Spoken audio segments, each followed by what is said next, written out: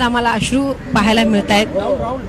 आता जर बाळासाहेब असते ना तर ज्यांनी ज्यांनी उद्धव साहेबांना त्रास दिलाय ना ते त्यांच्यासमोर नतमस्तक झाले असते की तेवढी त्यांची ताकद झाली नसती. एवढा त्रास दिलाय उद्धव साहेबांना ते आम्ही विसरू शकत नाही. आणि बाळासाहेबांनी आम्हाला बाळकडू पाजलेला आहे. बाळासाहेबांच्या आम्ही रणेरागिणी आहोत. दाखवून दिलं ना आम्ही की महिला सगळ्या आमच्या नगरसेविका निवडून आल्या आणि आम्ही आणलं. तुम्ही त्यांची आठवण येईल ना बाळासाहेबांची. कारण बाळासाहेबांनी जेव्हा शिवाजी पार्कला कार्यक्रम असायचा त्या वेळेला आम्ही असायचो. त्यांचं भाषण ऐकण्यासाठी आम्ही यायचो बाळासाहेबांचं. आणि ते बाळासाहेबांच्या भाषणातूनच आम्ही ती प्रेरणा घेतली.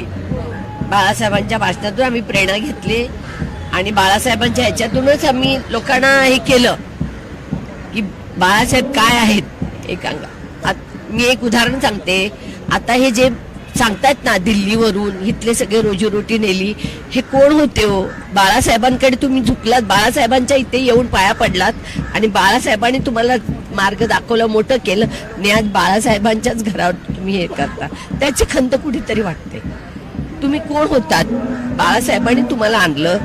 एक फॉरेनरचे अधिकारी इंग्रज लोक सुद्धा बाळासाहेबांना भेटण्यासाठी मातोश्रीला येत होते. हे आमची मातोश्री अशी आहे. मातोश्रींनी कुठे भेदभाव केला नाहीये. सगळ्या समाजाच्या लोकांना न्याय दिला. मातोश्रीला साबीरबाई शेख यांना सुद्धा मंत्री केलं बाळासाहेबांनी.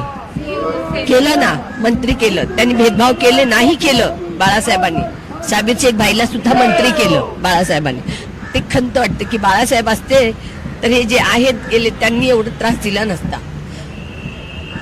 तब्येत बरोबर नसताना सुद्धा उद्धव साहेब करोनाच्या काळात कामं करत होते. प्रत्येकाचा जीव वाचवलाय आणि आज तुम्ही त्यांच्याबद्दल बोलता. कुठेतरी जीवाला लागतं आमच्या. त्या व्यक्तीने एवढं तब्येत बरोबर नसताना सुद्धा कामं करत होते. तुम्ही त्यांच्या घराण्याला त्रास दिला तर ते आम्ही बाळासाहेबांच्या रणरागिणी आहोत. बाळकडू प्यायलेलो आम्ही कधी सोडणार नाही.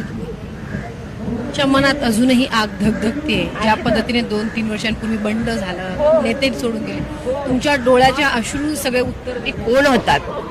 माझं एक उदाहरण बोलण्याचं की कोण. आज 4 अक्षरामुळे तुमची ओळख आहे.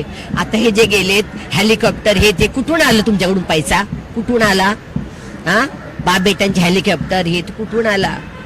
हा आणि आज तुम्ही आमच्या उद्धव साहेबांना नाव ठेवता. त्यांच्याकडे काय आहे आणि तुम्ही हे करता.